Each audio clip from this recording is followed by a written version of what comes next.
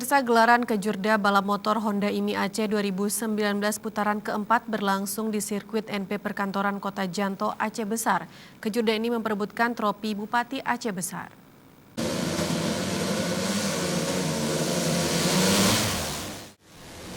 Kejurda balap motor Honda IMI Aceh 2019 putaran keempat dilaksanakan Korwil IMI Aceh Besar berkolaborasi dengan KSR Puteraja Sport Racing.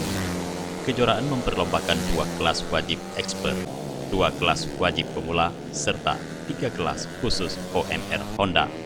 4 kelas sporting pada putaran kali ini. Ada 2 kelas non-juara lokal Aceh Besar dan non-juara lokal Aceh. Kelas paling ramai diikuti adalah MP6 non-kategori hingga kelas pembibitan untuk usia dini, yaitu kelas BB 4 tak 150cc HUSTD usia 16.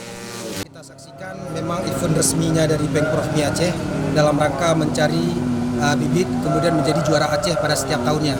Jadi IMI Aceh itu setiap tahun menggelar event resmi Kejurda itu untuk balap motor 5 seri dan dilakukan di terpencar di beberapa kabupaten kota. Kebetulan sedang terlaksana di Janto. Ini adalah Kejurda balap motor Honda IMI Aceh seri yang keempat. Jadi nanti pada akhir tahun akan ada satu seri penutup, yaitu seri kelima yang menjadi puncak daripada seri final yang akan menobatkan sang juara menjadi juara Aceh pada setiap tahunnya. Para pembalap menempuh trek sepanjang 1.260 meter dan melewati 6 tikungan, 4 ke kiri dan 2 ke kanan dengan lebar 4 sampai dengan 6 meter, bertipe dadakan namun berkarakter high speed, di mana akan sangat menguji daya tahan engine. Disampaikan oleh teman-teman dari IMI tadi bahwa kita untuk coba melahirkan prestasi demi prestasi di cabang olahraga otomotif ini, bahwa untuk Aceh Besar, Kota Janto ini kita berharap untuk menjadi salah satu seri di setiap tahunnya.